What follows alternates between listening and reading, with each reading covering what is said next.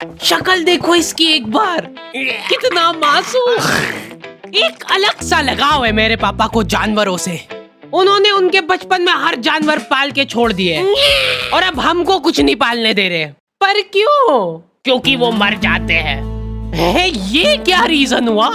मैंने अपने बचपन में एक कुत्ता पाला था जिसका नाम था शेरू। शेरू आजा आजा आजा। बस शेरू, बस बस बस दूर हो जा। मैंने उसको अपना सब कुछ दिया था, लेकिन बदले में उससे मेरे को धोखा ही मिला। वो गद्दार शेरू मर गया भूख से।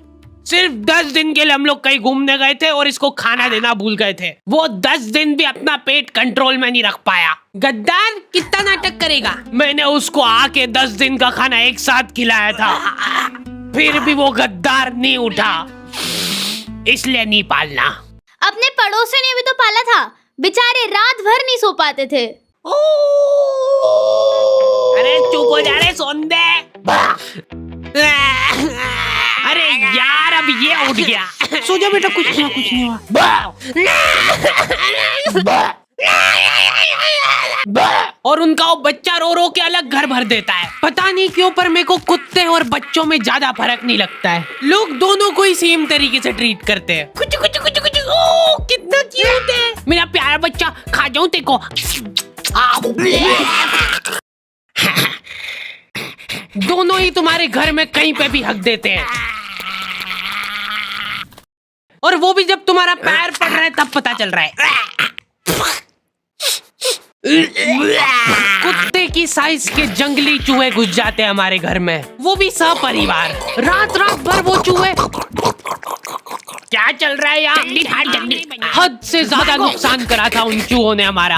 हमने इनको इजी बेदर्द मौत देने की बहुत कोशिश कर ली थी, लेकिन ये चूहे बहुत चालाक थे। ये इतने जंगली चूहे थे ना, इनके लिए पिंजरे छोटे पड़ जाते थे। हम लोग पिंजरा लगाते थे, ये पिंजरा लेके चल जाते थे साथ में। एक्सक्लूसिव टाई अप था उनका पिंजरे वालों के साथ।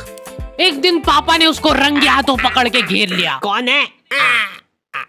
उसके भागने के सारे दरवाजे पैक पुक कर दिए थे उन्होंने। चलते को एक आखिरी मौका दे रहा हूँ मैं भागने का। भाग, जितनी तेज भाग सकता है।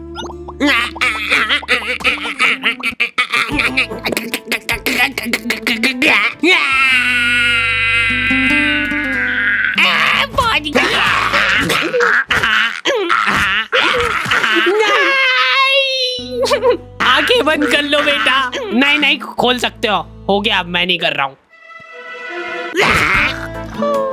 जल्दी हटो सामने से। चूहे का पूरा परिवार सदमे में था ये देख के। मेरे पति को मार दिया, अब उसकी लाश तो दे दो। चूहे का सरेआम मर्डर करने के बाद पापा चाहते कि ये मर्डर ही ना लगे, वो चाहते कि ये सुसाइड लगे। ठीक है। ये क्या कर रहे हो मेरे पति के साथ? थोड़ी तो दया करो, मेरे छोटे छोटे बच्चे हैं। ये देख के पापा को उनकी गलती का रियलाइजेशन हुआ।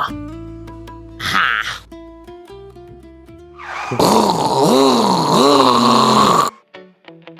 अगले दिन 4 चूहे सड़क पे चपटे हुए पड़े हैं। अगर तुमको भी रास्ते चलते ऐसे चपटे चूहे दिखे, तब समझ जाना कि वो सुसाइड तो नहीं है। हो सकता है कोई पिछली रात में आके उसको सुला के गया हो। सिर्फ एक आदमी था जिसको दुख था उन चूहों के जाने पे। अरे रोते थोड़ी क्या है?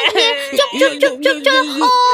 बेटा थोड़ी देर तो सोने दे तेरी माँ को। कुछ नहीं हुआ। चुप चुप चुप चुप। ये देख। अरे चुप हो जा यार।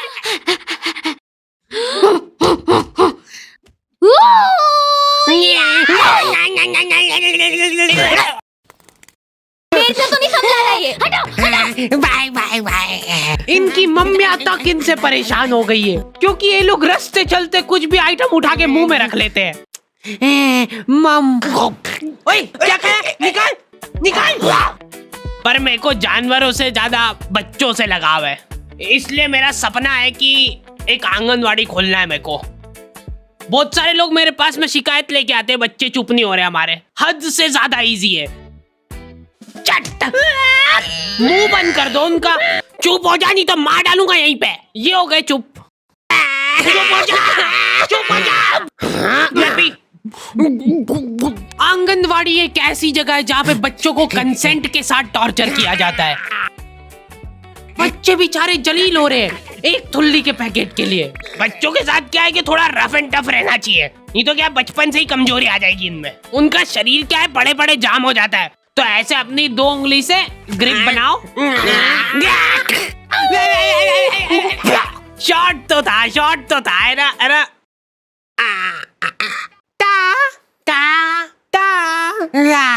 ये फालतू हरकतें छोड़ दो, उनको फिजिकली थोड़ा इन्वॉल्व करो ताकि उनमें चुस्ती और फुर्ती बनी रहे। तैयार है?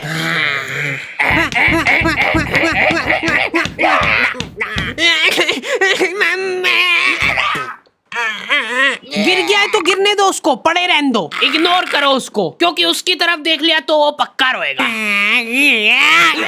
अरे बेटा इग्नोर, चल उठ जा, कुछ नहीं हुआ है। इसको एक थुल्ली का पैकेट दे दो।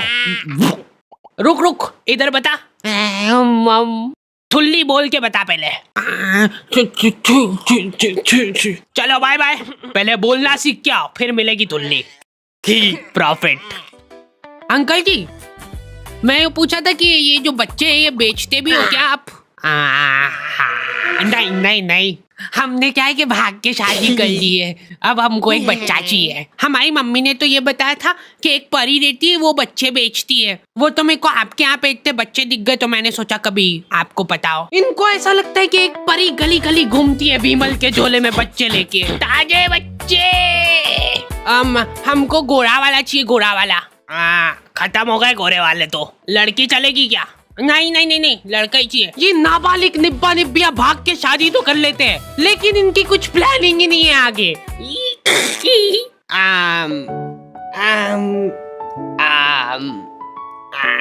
मम्मी की याद आ रही है ना? मैं तो घर जा रही हूँ वापस। अरे